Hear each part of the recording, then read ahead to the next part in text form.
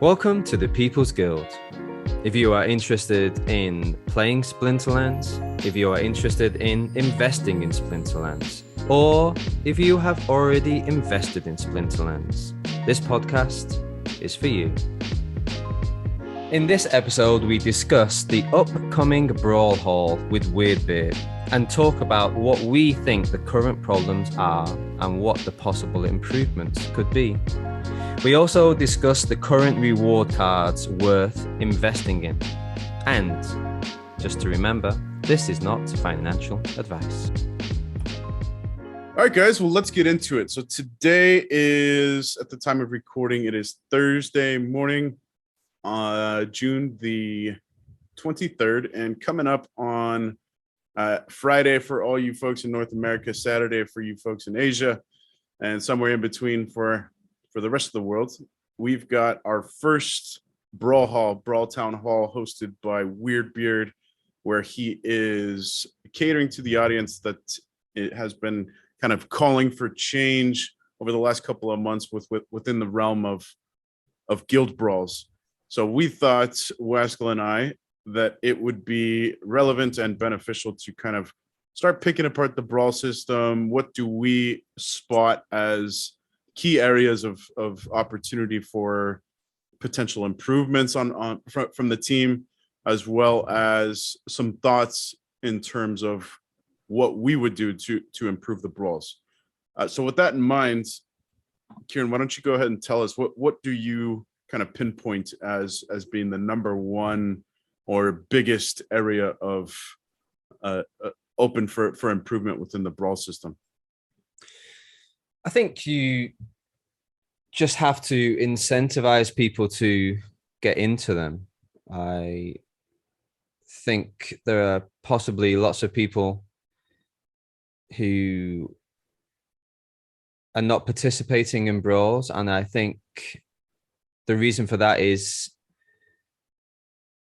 do they see the benefits of being in the guild and entering the brawl? So let's just get more people involved in them. And I think my personal tip that I hope Weirdbeard can look at is just allowing Gladius cards to be played in ranked battles. As we discussed off air, you had a really good point about making, like, I was just thinking, just let them play anywhere. But I think you came up with a good point, allowing certain rule sets.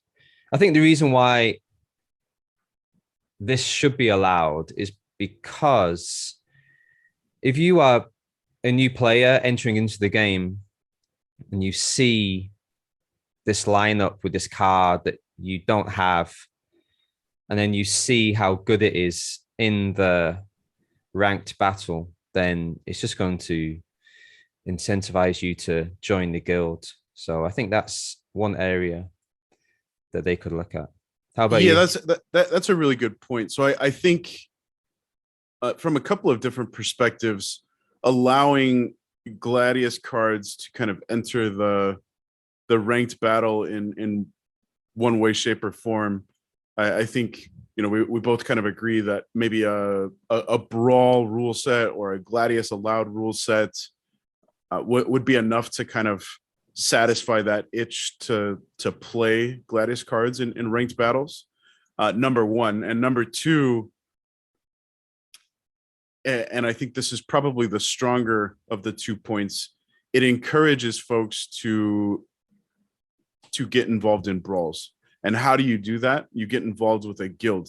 And what we've talked about in previous episodes, the power and the value of community, and, you know, creating friendships and relationships with folks within the realm of Splinterlands is really powerful, right? And especially when it comes to creating a lifetime customer, which is what, you know, that's the name of the game, is we want folks to come in for the long term and stick around and invest heavily into the game. And the best way to do that is to facilitate and incentivize folks to get involved with the community and find friends and create camaraderie through a guild, and there's no better way to do that than through a guild. You're all working towards one goal, and yeah, so it's kind of it kind of comes full circle with, you see these Gladius cards from the perspective of a new player. You see these Gladius cards played in a ranked battle. You've never seen these cards before. How do I get these cards is the next question that comes into mind, because they're all badass. They all have bloodlust. They all have cool abilities. And then you find out, oh, the only way I can get that is by competing in Brawls. The only way I can compete in Brawls is once I enter into a guild. And it kind of, it's a compounding effect of, creating these communities, fostering relationships through guilds, and allowing yourself to the opportunity to collect these very unique cards that you can't buy, you can't transfer, you can't trade, you can't delegate. The only way to acquire them is through these guild brawls. So I do see that, the value in allowing these Gladius cards to enter the ranked battle arena is very cool. It's a great prospect, and it would give, I wish I could play those cards more often because they are so badass. I think that's what I was going to say as well, is that another reason why I think they should be allowed in ranked battles is that the only time you ever get to practice with them is in the brawl. And, you don't really want to be just throwing in a card for the first ever time in the brawl, right? Of course, like for me, I personally really want to win my brawls because I know it just benefits all my friends in the brawl, right? So I think sometimes I can be hesitant to throw them in because I just don't know how they react under pressure, man. So I think just to have that feature, and then you can practice in your ranked battles. I think that's another reason why. I think another point that should mention is that I'm not saying you should be allowed to sell them, because I think that's another big benefit of having these cards, is that you can't transfer them. I would never think that should be a great idea. I think just having something in the game that's non-transferable is a great asset to have, and like we said before, an incentive for people. Because I remember the first time, my first brawl, and I played against some Gladius. She had 2 melee, she had 2 magic. She just blew. Yeah, that's the baby. What's her name? Or a Tower's Head and self-heal. Yeah, she's awesome. Wow. Yeah. When I saw that, it was just like, wow. Actually, I didn't even know that they had these cards. Like, nobody told me. And I think I find, and I read an article before, there's not a lot of information about Brawl. So I think it's possibly something that just has to be advertised more as well. So what about other incentives? There was talk around adding SPS. I read an article on Pete, and this was dated April 2021, so it's over a year ago. And the team mentioned about adding SPS to Brawls. Do you think that is going to be an element that the team will eventually add? And do you think it's a good thing? Maybe that's another component in determining what, in addition to what level are your buildings, maybe cumulative staked SPS as a guild unlocks additional abilities or additional tiers or additional phrase or bonuses on rewards.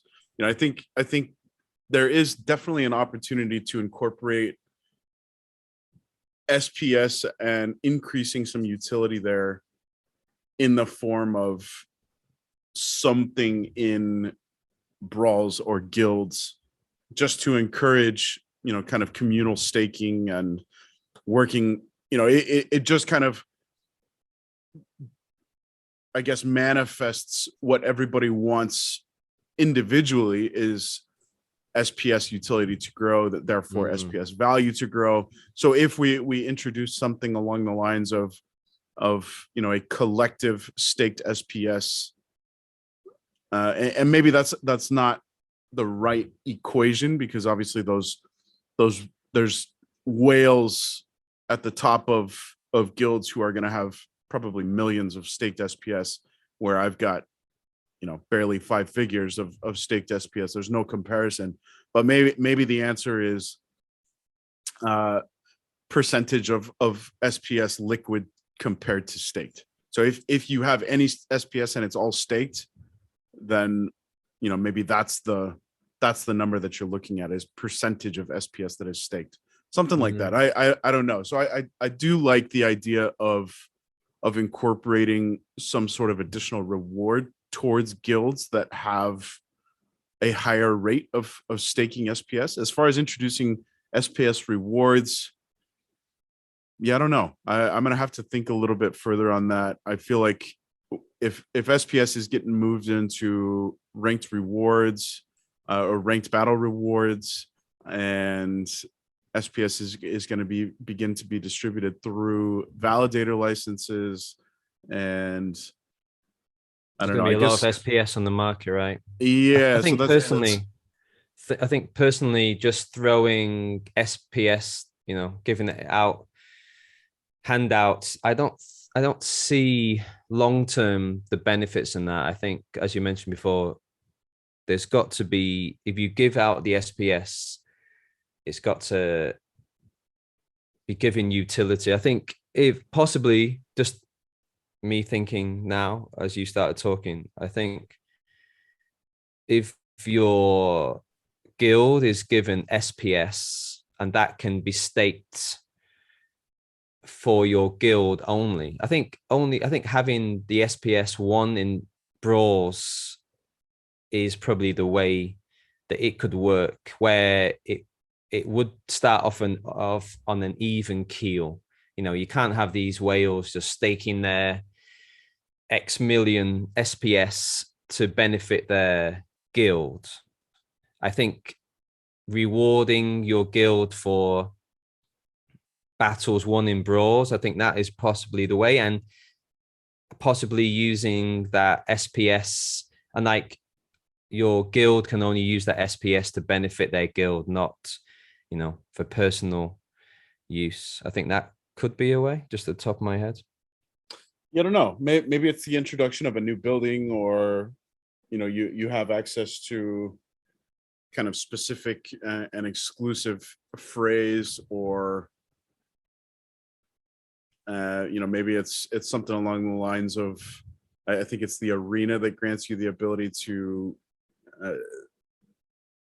earn 1 extra mana in battles, or you're able to ban particular cards. I think there's a ton of different ways to introduce additional value for having staked SPS as a guild. So yeah, I think that's a very interesting point, and I think it's certainly worth exploring.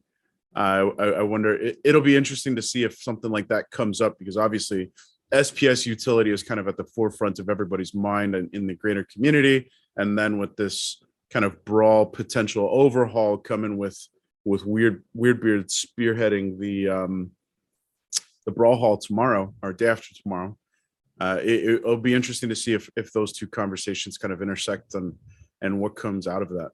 Yeah, I think having Weirdbeard on it is great. I think he's a man of action. I think if he's at the forefront of this, he definitely listens to people. He's open to conversation. He very openly says in town halls that if you want to chat with him, just give him a call. Just arrange a time. I really like that about him. So I think moving forward, having Weirdbeard is great for the team. Get him on the podcast is what I hear you saying. Oh yeah. Weirdbeard. If this podcast happens across your earbuds, man, we're coming for you. Another problem I see with Brawls, not on the personal level, but just in our guild, is the gold foil phrase. I find that they are the most troublesome for people. And if you look at phrase filled, the percentage, like just looking at tier 2, for example, they have the lowest percentage of phrase filled. Like they are down in the, for tier 2, they are down in the 70s. Like I think 85 for phrase 13, and then it goes 77, 74%, 72%. So it just shows that compared to the other phrase, these gold foil phrase are not getting filled. Like all the other phrase, like you look at phrase 1 is 99%, phrase 2 95. So it's just pretty much 99 all the way down. So like, do you see that as something that Weirdbeard will look at? Well, I think that kind of speaks to a couple of bigger picture issues, and we were talking off air about this a little bit. And I think the issue is if you look at tier one brawls are predominantly filled by guilds with players that sit in the bronze silver leagues. If you look at tier 3 and above, those tiers and phrase are typically filled with folks in diamond and champ leagues. So that should logically tell you that silver, gold, and diamond kind of reside in tier 2, but that is not necessarily the case. We've got, I think, tier 2, the widest range of players, and what that means for something like those gold foil phrase is you're very likely to run into, and I think we've all probably been subject to receiving a beatdown from somebody in champ league with a stacked gold foil deck going against somebody who's just trying to fill the gold foil fray with whatever scraps the guild can delegate, or whatever you can find cheapest on the market for rental for a day. And I think the bigger picture issue there is not enough incentive for those diamond and champ guilds that are competing in tier 2 to move to tier 3, because if I'm gonna go out on a bit of a limb here and suppose that if you're remaining in tier 2, it's because you're routinely finishing in top 1, 2, or 3 places at the end of the brawl, and therefore claiming the lion's share of rewards. Whereas if you bump yourself up into tier 3, you're more likely to end up at somewhere in the middle of the pack or below, and the rewards that are granted to ending in the bottom half of tier 3 versus the top quarter of tier 2, there's just no comparison. You're cleaning up in tier 2, whereas you would be picking up scraps in tier 3. So that incentivizes those big dogs that are competing in diamond and gold diamond and champ in ranked battles and their respective guilds to continue to feed on the peons in tier 2. So I think it's kind of a complex issue, but I think that's kind of what I've identified as the biggest issue within the brawl system, is that there's not incentive in the way of ranked battles. They've done a great job of trying to incentivize folks to grow their accounts to climb in the leagues. The same logic should be applied to guilds and brawls, where you should be incentivized as a guild to progress from tier 2 to tier 3 and so on and so forth. And that's the piece of the equation that I think is missing at this point. Yeah, I think you're definitely right, man. I think, and we see it each time, right? Whenever we finish a brawl, and like somebody mentioned the other day that they came up against someone who had like $50,000 worth of cards, and this is in tier 2.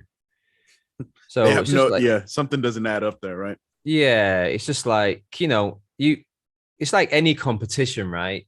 Of course, it's like in England you have the magic of the F.A. Cup, where somebody from the lowest league in the English, the 10th league down can, go and fight the giants of the Premiership. But, like everyone knows they're not going to win. But this is kind of a bit different. You kind of want to make it challenging. Also, you want to incentivize people to stay in the guild, right? If you're just getting thumped like week in, week out, like, getting 7-0 drubbings, it's not fun, is it? I know, like, yeah, everyone is saying, oh, it's okay, you did your best and you can't compete, but that's kind of a bit broken, isn't it? It's kind of, yeah, okay, you're just kind of competing so we can get a few extra merits, but I think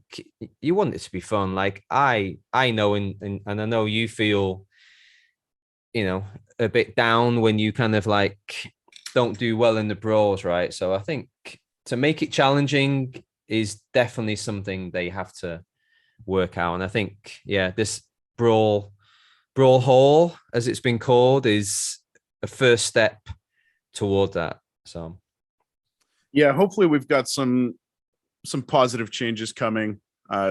It's just one more thing to add onto the plate of Splinterland's development, right? There's so many things coming in the pipeline, and it's a massive roadmap, a very crowded roadmap, but it's looking like a traffic jam from here to the end of the year.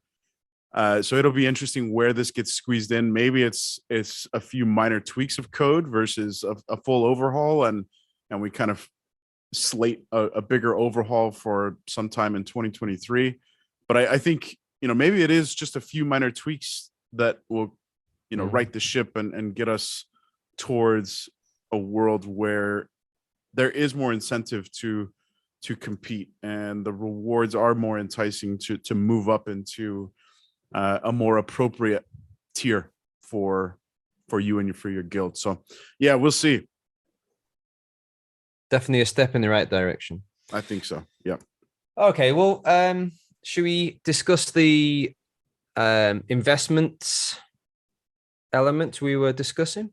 Yeah. So I think, just to provide a little bit of context, we tasked ourselves with picking one card from each rarity from the current rewards cards, both old era and new era. So including the Pelicors and the Venaris. But also the recently released rewards cards, and picking one of each rarity to kind of hold long term and hopefully turn a profit. So not financial advice. To steal a line from, I think it was After Sound where I first heard it, financial advice. Why don't you kick us off, man? You want to start at comments? Yeah, well, I think like another thing we kind of like have to mention is that like me personally, I enjoy investing, and I like to find some bargains here or there. So I think reward cards are definitely something that I was about to say that you should be looking at, but this is not education. This is not educational advice. This is not financial advice. You're selling yourself short there, Kieran. But I think, me personally, you should be okay. Me personally, I'm looking at certain cards and investing in them, whether it be heavily. I don't know. It depends what people's meaning of heavily is, but these are the cards that I will be looking at. But yeah, I think another context is that the print run as well, right? So the common cards, the current common cards have a print run of 8 million. The rare cards have a print run of 2 million. The epic cards have a print run of 800,000, and the legendary have a print run of 200,000. So, as you know, we like and that's Bitcoin. That's regular foil, right? Or total? Regular. I believe it's regular. Yeah, regular. Yeah, that looks right. Yeah, so okay. I think with anything, when you're investing, right, you have to look at how many of the tokens there are, or how many of the cards there are. So I think looking at this as well, we're actually on the moment we've gone over 60% for the commons, and so we're kind of not getting close to the end, but there will be a time, and with the current reward system, these things are flying out. So I think personally, and now with the current market conditions, everything is down, and I'm looking at the prices of the cards in Splinterlands the past few weeks. They've definitely taken a hit as well. So some of those prices have me drooling, man. Yeah, whether or not this will be the bottom, I get the feeling it's not, but possibly DCA. So I think also you kind of have to consider, 8 million is a lot, right? And a lot of these, I think, will depend on the new players entering into the game. So you could have 1 million Pelacor bandits loaded up, ready to go, but if the people don't come into the game, then they're going to be pretty useless, right? It's all for naught. Yeah. So this is another thing for people to consider, and something I am considering, and it's possibly something that's holding me back investing more into these cards. So without further ado, another one we have to consider is that land is coming soon, right? And lots of these cards are going to be used on land, right? That certainly seems like it's the most affordable way to put a max level card on your land is taking the reward card route. So that's what I'm kind of going down this route now. I'm thinking about the players coming into the game. I'm thinking about land. And I've actually only gone for the older reward cards, the older ones from, can they be classed as Chaos Legion, like the Pelacors? So first one, common, and I get the feeling that we'll be similar with this one, is I'm going to go for Pelacor Conjurer. Like at the moment, it's 1 cent. And also another reason is that I just think, for land, I think it's a easy one to level up. And also I think, like, in the game, it's just 2 mana, right? It's just 2 mana. Like, you can, for the low mana games, you can fit him. And to be honest, for the high mana, you're not necessarily going to put him in, but for 30 mana, 20 mana, he's definitely a great card to throw in. So I just think potential wise, I think everyone is going to want that little baby. So I've gone for him. How about you? What's your common? Well, I thought we would have a different answer. I was sure. I know your affinity for the Kelia squad and the water team. I was certain that you were going Pelacor Bandit, but so my kind of thinking for all of my picks is synergy with the team, and also keeping price in mind and that sort of stuff, and looking at that skill set as it goes from novice to champ. And I went with the Pelacor Conjurer as well. It's one of my favorite cards. And looking at, I don't think the synergy is necessarily there with Sloan. Sloan is kind of caters to a little bit of a slower team. The range monsters aren't super fast, but looking at General Wraith, or Grandmaster Wraith, excuse me, and I play the Conjurer a lot with quicks just to get an additional little speed buff. And the Conjurer, he's flying from the get-go. He's got decent HP. He's got only 2 mana, like you mentioned. And then at silver, he gets the Magic Reflect. At gold, he gets the Divine Shield. And then at champ, he gets Phase. And then on top of that, with Grandmaster Wraith, he's going to have a 1 Void Armor shield. So he's going to absorb 2 hits before he's even touched. And he's going to be sending magic back and potentially missing a bunch of shots also. So it's just a no-brainer for me. And like you said, he's going for under a penny on under a penny now. Under a penny, yeah, for per BCX, under a penny, which is crazy. And this is a card that when I have the DEC to do so, I'm buying gold foils. It's the gold foils a great kind of prospect selling for lowest BCX right now is 37 cents. I fully expect that to see some tremendous upside as we move closer to the end of the print rate on these guys, and once Grandmaster Wraith comes out, he's going to be a big winner there. I think another thing to consider as well with the Conjurer is that he's a tank, right? For any team, your tank is so important, and for 2 mana, he can last so long. Like, he can repel so many elements, right? He can repel magic with that magic reflect. He's got flying, so melee is going to miss him. He can just last. Like, I was just thinking, do you think if the team could go back, do you think they would put a higher mana on him? I don't know, because he's got no attack. He's purely tank, right? So he's kind of like the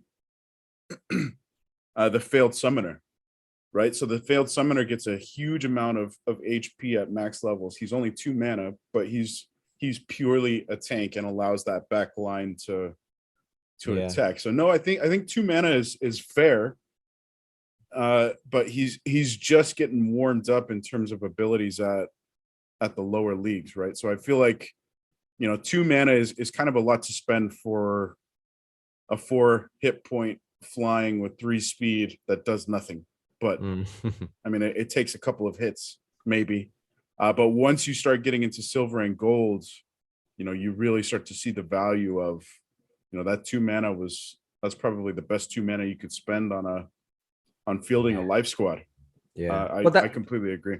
But definitely, going back to the bandit, there's a reason why you hear everyone saying after sound stocking up on the bandit.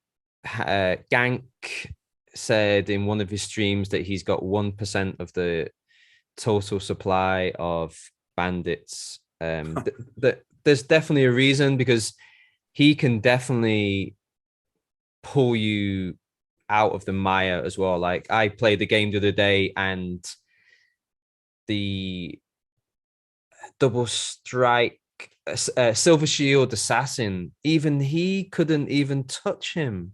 So I'm definitely not poo-pooing the bandit, no way. But I just think for mana cost, and I think to have a tank, it's just a great card. But yeah, bandits got to get the special mention, right? Okay, how about rare, man? What have you done? Real quickly before we move on from the Pellicors, it was a toss-up for me as well between those two. I think regardless of rule set and regardless of mana availability per match, you can always squeeze in the Conjurer and the Bandit. So I think those were kind of my thoughts when putting together my responses. They're super versatile, and there's great synergy within their team. Kalia giving the Bandit an additional speed bump plus the shield. Yeah. Okay. So rare cards. Sorry, I'm going back as well. I'm looking. Right. I want to talk about your personal favorite, Fenari Heatsmith. You know what I think? I think there could be something coming that is going to help the Heatsmith, because he's just like the donkey at the back, right? He's just kind of, to be honest, I was using him in the lower leagues, but I don't ever, actually I can't ever remember facing a Fenari Heatsmith. Can you? I know. I don't think I have. I'm honestly I'm shocked that he is selling at higher prices than the rest of these guys, and that might just be because he's been sitting on the shelves forever and nobody's Yeah. buying him. Hey, but Whereas I rent them out, and they're always rented out to my my leveled up Heatsmith. So I well, don't maybe it's know. just for CP. Who knows? Maybe. Yeah, Okay. but I'm with you, man. I think that there's got to be something to buff. Maybe it's a magic reflect or something that's coming from the legendary summoner, or Yeah. because that void armor plus magic reflect would definitely entice me to get that guy in Well, lineups a little bit more, there's especially little league stuff. nothing. Yeah, there's nothing I can think of that helps the amplify for the Heatsmith on the fire. Mm. There's no backfire. There's no thorns. Oh, okay. The possibly is like for the alpha beta, but not for chaos or the dice or untamed. Is that right?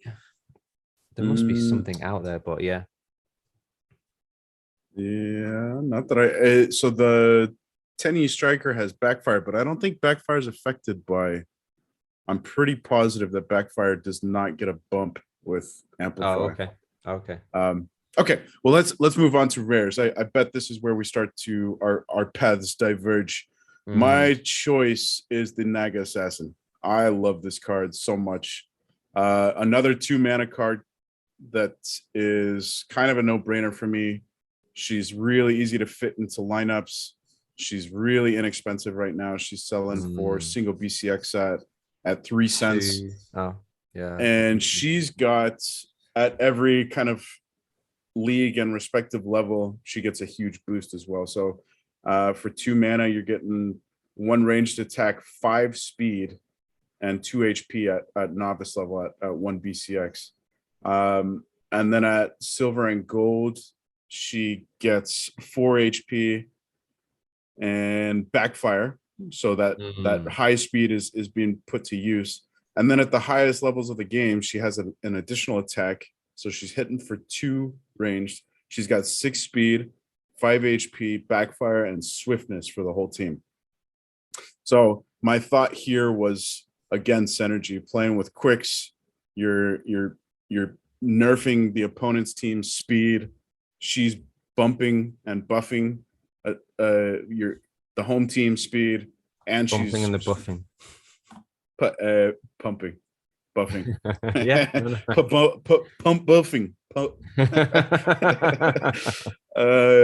Yeah, so I love this card. I play this card almost every time that I play quicks and kind of lower mana matches. She's always in there, and at 2 mana, it's just kind of an easy plug for, kind of working out what's going to fit in that back line for a low cost.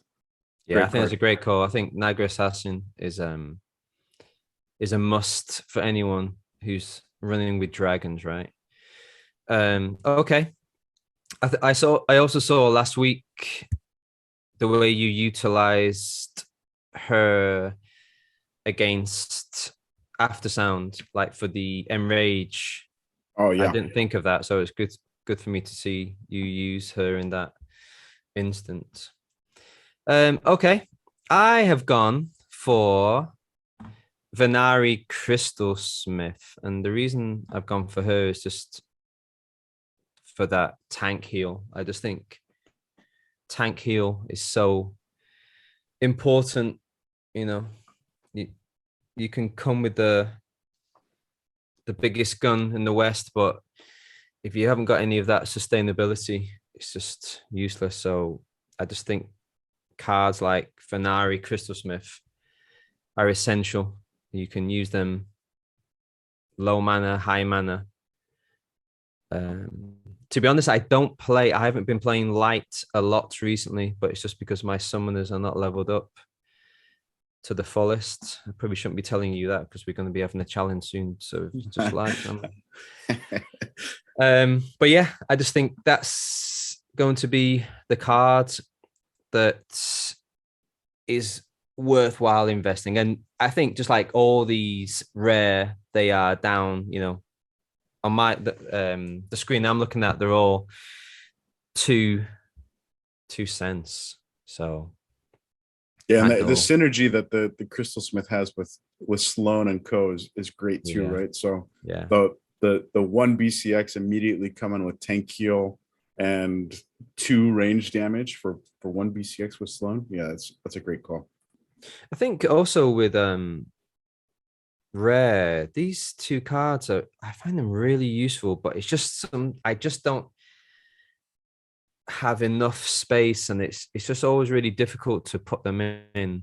But when I do put them in, they always perform really well. It's like Venari Wavesmith. Oh, sorry, Venari Bonesmith with the magic and poison, and Seedsmith. He's got poison as well in the Gold League. But it's just fitting them in. How about you? Do you ever play with them much? I play probably the Bonesmith the most. I like the Mm. life leech and the poison. Um, the Wavesmith I think is great in lower leagues with the protect at level 1. That's a total game changer, especially with Kelia. Yeah. You know, your whole team is granted that additional 3 armors. That's a big one. Um, He's yeah, fallen from grace, that guy, though, hasn't he? Because he was just like everyone had him. Everyone was just playing. I think it's just before you came. Everyone was playing Bonesmith with Oceanus. Those two with Auric. sure. Yeah, The I'm old glad. days. I think we'll all be glad to see Alric, you know, riding the pine in modern Oh. league. I yeah. Yeah, Well, so just if you know he's for coming. say Mhm. again. Yeah, I was going to say, if you know Aric's coming, I find him very easy to Oh yeah, combat. But yeah. yeah, sometimes winning Especially in the surprises you. higher leagues, you've got more options for void and Yeah, void armor and yeah. all that stuff. I was gonna say, you know, if we're just picking investments, I think those two are probably what I was considering the most. My first thought was actually the Dampier Infiltrator, but until her price falls down to kind of Yeah. equal with the rest of the rares, she's sitting 3-4x amongst the next highest, which is Volguini, but who is also already under that 3 cent mark. But yeah, the Dampier Infiltrator, I think she's part of the sneak meta that's yeah, it's becoming pretty powerful. And Yeah. with that, let's go into epics. I would not be surprised if we both pick the same card here. Speaking of Mm. sneak meta, All right. Well, yeah, I was gonna go. Okay, I'll tell you who I was gonna go with. I was gonna go with the Jin Shawala, and I have been buying her, and the reason why is because me personally, she's the best tank. She's got really good hits ratio. She has enrage, and yeah, as soon as she gets enraged, she's got really great sustainability, I think. And I've been buying her at 13 cents, and she's gone down to 12 cents now. But I think another reason as well is because just for the tank, I think tanks are so important to the game. Okay, I'm changing my mind. I'm gonna stick with Dijin Shawala because I've just been talking about her so much, and I really love her. I think she's just her with Titan. I think just great combination, great combination. And at 13 cents for a tank, and there's only what are we talking? There's only uh 800,000 copies. Yeah, I think this must. You got to get that baby leveled up. Okay, that's my pick. all right. Well, I you surprised me there. I thought you were gonna follow up with I was gonna choose the Genshwala, but then I went with Uraeus. Well, you've got your own personal sneak meta going on, man. That was a sneaky one. I'm gonna go with Uraeus, plain and simple. Uraeus, 15 cents. He's a neutral, which I think is invaluable. Yeah, You can plug him in with any summoner. He's 3 mana. You can play him in any rule set. He's got the sneak from the get-go. He's got armor. You can put him at the back of the line, and he can absorb a hit while still dealing some damage before he goes down. Yeah. And then as he kind of climbs the ranks, once he gets poisoned, he's a game changer. You could start picking off that back line from dropping two melee damage plus poison, potentially four damage per turn. He you play him with the bandit. I think that's one of our favorite plays. And now with if you play dragon water, for example, you can have that Dampier Infiltrator Uraeus and the Pellicore Bandit just wiping out that back line, dropping poisons and cripples like nobody's business. It's definitely the new meta, right? That sneak. Yeah, I think sneak is going to be important to play against, and maybe that's where the Jinchwala has some additional utility. Is toss her in the back of the line as some protection because she's got thorns and a pretty substantial amount of shield. Make her angry. That's right. Yeah, to be honest, Uraeus was mine. I think like just all the things you mentioned, but low mana, you can pretty much fit that baby in all day long. I think you are gonna, if you are starting in this game, people are gonna need it, so that's gonna push up the value, right? And Epic, it's got you get that baby leveled up, it's got 3,200 CP. That's great. Yeah, and I think it's worth mentioning here, this is where I think it really starts to present an opportunity in the way of these epic gold foils. So I have a couple of the Jinchwala gold foils trading for under $5, Uraeus trading closer to $6. But if you look at previous generations of reward card epics, the lowest price is $64 for the Onyx Sentinel, which kind of shocks me because that's an awesome card. I have the Onyx Sentinel at level 5, and he's great for reverse speed. He's great at the back of the line. He's great to absorb some magic and throw back some thorns. So I was a little bit surprised doing some research to find that he was the cheapest of the rewards cards epics gold foils. And I don't, that's not to say that I expect Uraeus or the Chwala to kind of end up at that $64 price mark. The overall supply of Uraeus and Jinchwala is it just swallows up the Onyx Sentinel, I think 10 times or something. It's a massive supply difference. But even if you get a cool 3, 4, 5x on Uraeus or Jinchwala, that's still $25-$30 per gold foil cut BCX, which that's nothing to shake your head at. That's a pretty solid return. So worth looking at both gold foil and regular foil for these two. Yeah, I think definitely it's an important point. These current reward cards, I personally doubt they're gonna get anywhere close to the highs of the previous runs, but like you say, there's definitely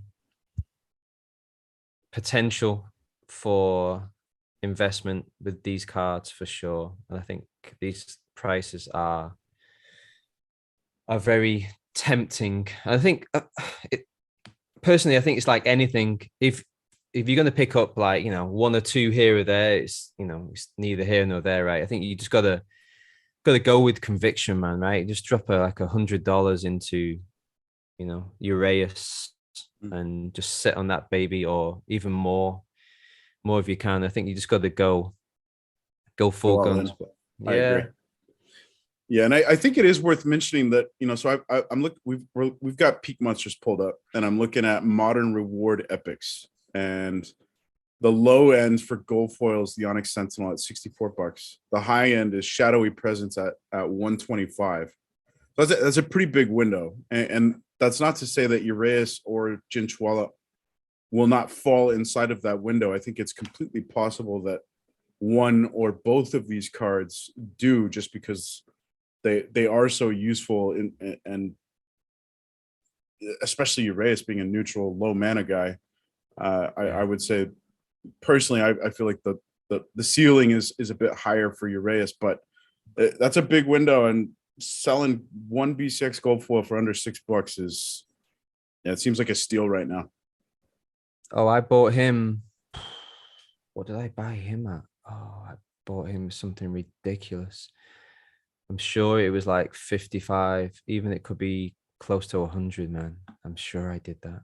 For what? Gold foil Uraeus. One copy? One copy. Well, live and learn, brother. Live and learn. Well, maybe that shooting from nip. Maybe that kind of sets the tone for what is the floor on these guys once the print goes out. You know, if people were willing to pay $55 for a single BCX when the card was not widely available, maybe that's, you know, a little bit of a hint into what's to come. All right, lessons learned indeed. Lessons learned. Yeah, I won't make you dwell on $55 per BCX of Uraeus gold foil. I will have to check the price. Let's just assume you paid $55. It's a good story. All right, man. Lead us into the legendaries, dude. What do you got? Legendaries, yeah. You know, it's one of three, right? You got your Heartclaw, you've got your Shanus, you've got your Bajilka. But I've gone for Bajilka because he was like 78 cents yesterday. So that was probably great time to buy him as well. You know, legendary card, 78 and low mana. He's a beast when you play him with Obsidian. And I'm also thinking about land as well. I think if you want to get some legendary cards on your land, this is a great investment, I think, and just lots of potential to rise. Like that is half the price of what Oceanus was. I know at the peak Oceanus was 50, and I believe the Jin Bajilka got all the way up to 20. So there's definitely that disparity, and Oceanus is definitely that card that can do so well for you in games, but I don't see him being played that much. I think it's possibly with Kalia. He people just go for the melee, but whenever I throw Oceanus in, you know, so I've just gone because I just feel that Bajilka is one that you can pretty much always fit into your lineup for Magic, me personally. And he does really well. Like I just put him behind Blight. So Blight's just kind of chalking up the scavenger. Yeah, he's just scavenging everyone's life. And then Bajilka is just sitting pretty at the back, just still pumping off 3 hits every time. So yeah. How about you? It's a toss-up between Jin Bilchka and Heartclaw for me as well. It's just shocking to me that these cards are trading for 80 to 85 cents per BCX is just nonsense. And looking at the gold foils, $32. It's just crazy. It's interesting that you mentioned that the kind of ceiling for Bilchka previously was about $20. Well, for $10 more, you get a level 2. In the form of a gold foil. So it's just essentially a buy one, get one half off for what the previous ceiling on Bilchka was. And I think just from pure investment purposes, you can't beat 80 cents or $30 legendary cards. And like you mentioned, the synergy with Obsidian and Jin Bilchka is fantastic.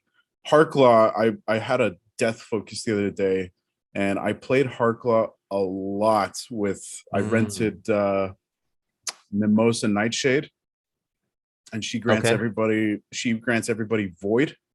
So Heartclaw has Shield and Void. I would just toss him at the front, and he just sits there for days. Well, seriously, man. And I put Lyra in the back, and she's got the opportunity and supply runner, and just make everybody a little bit quicker. And I was just melting through teams with Heartclaw and Mimosa is a great squad. I don't think Harkla has the same level of synergy with Thaddeus Brood, but that's not to say he's not a great card.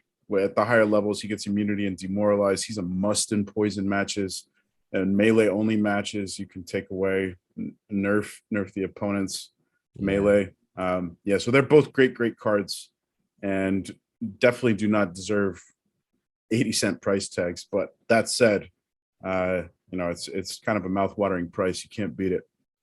Yeah, I can understand Harklaw not having much love because most people have Thaddeus, right?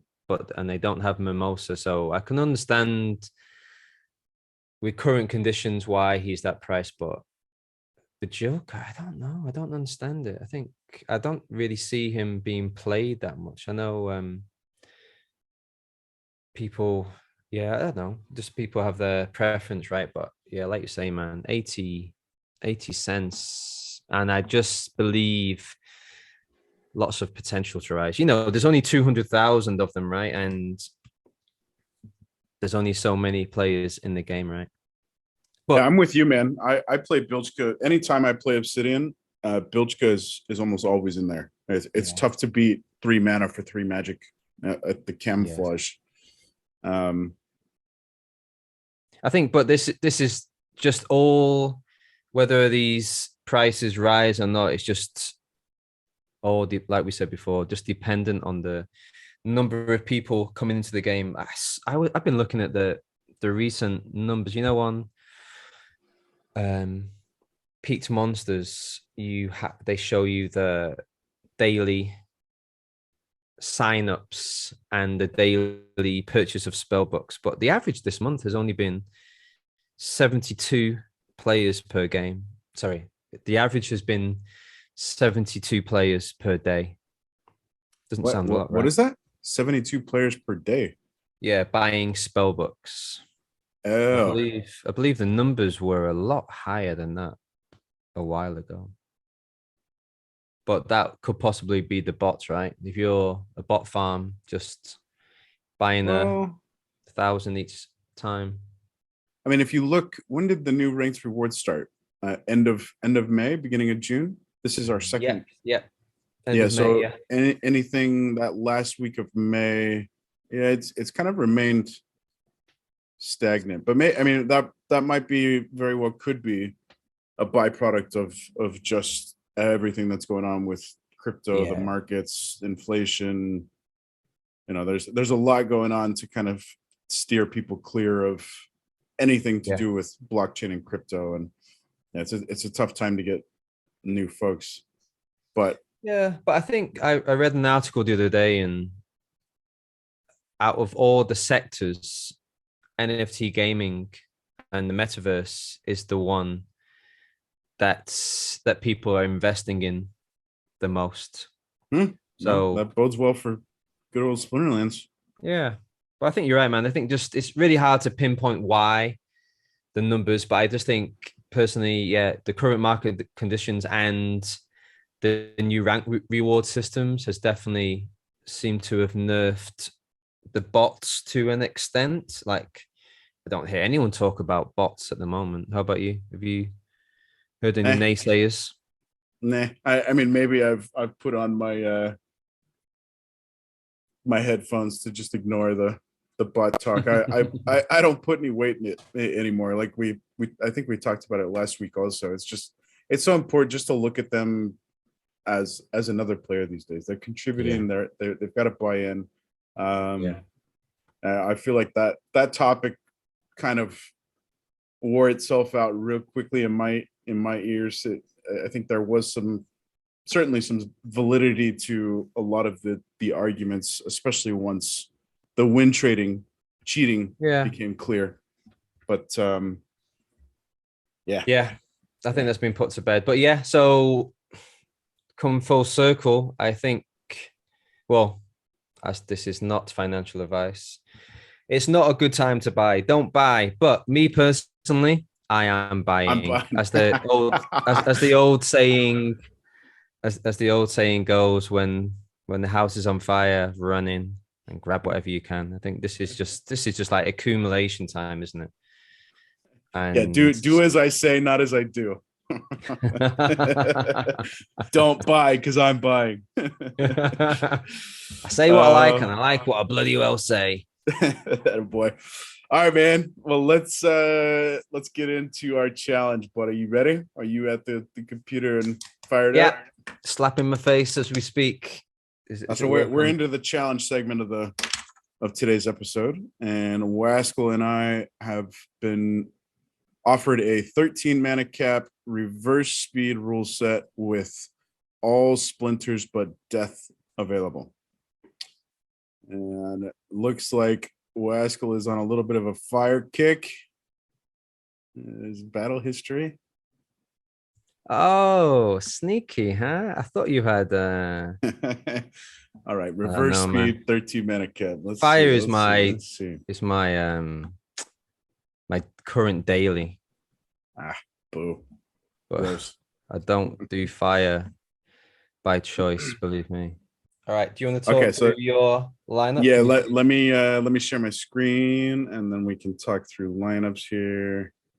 Oh, hang on. Okay, so I went Obsidian. I threw the, oh my gosh, I see what you played and I hate that bloody card. All right, so I did it on purpose. I know you did, you tool. All right, so I've got the Onyx Sentinel up front. I've got the Jungle Fiend, Forest Fiend. What's his name? Fungus Fiend. Fungus Fiend, second position, just a little bit of additional fodder for Jungle Fiend. I love that. Jungle Fiend. And I've got Dr. Blight kind of sitting in the rear. So obviously I was going for the magic buff on Blight and as much kind of protection as I could with the Onyx Sentinel up front.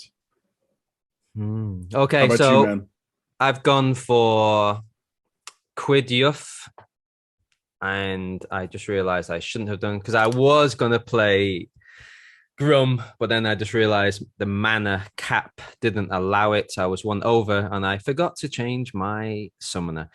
But I have gone for... I think you were too excited to get that GD cube in the damn lineup, man. I've gone for the Fire Fiend, and I've gone for the Gelatinous Cube, only for the sole reason because I know how much you hate it, and if I could win you with that one, it would be sheer bliss. And I've just gone for Dr. Blight at the back as well. Well, I've never played Dr. Blight. Before we push Rumble, I'm gonna tell you I am guaranteeing that I'm gonna afflict and poison the damn cube on my first hit with Blight. I think so. So I'm calling it now. I'm gonna have problems, aren't I? Because of the Onyx. He's got Void. Well, poison is a quick end to him. So you want to make a prediction? Yeah. Quidyuff for the win. All right. Yeah, the cube is. But you do have three. You've got Obsidian, right? So 3 magic. Well, I just need to. Blight is gonna throw the first blow, and hit the Fiend. So I'm not gonna be able to touch the cube until round 2, and he'll be at a little bit of a higher HP. And I think you might have this one. Even I hate the cube so much. All right, man. Are you ready to push Rumble? Yeah, press it, man. I almost don't want to look. I hate the cube. I hate the cube. Can the Waskell make it 2-0? Come on, drop it. No poison. All right. No poison. Affliction. Affliction. Heal. There's the poison. I've landed a poison on the cube. Cube's gone. Cube's gone, and the Onyx Sentinel is still alive. Yes. Oh, now he drops the poison on the Sentinel. Too little, too late, buddy. I got you. You got me. And the poison on Blight round 7. And I don't want to get killed by the Jungle Fiend. The Jungle Fiend just tied you up in vines and choked you out, bro.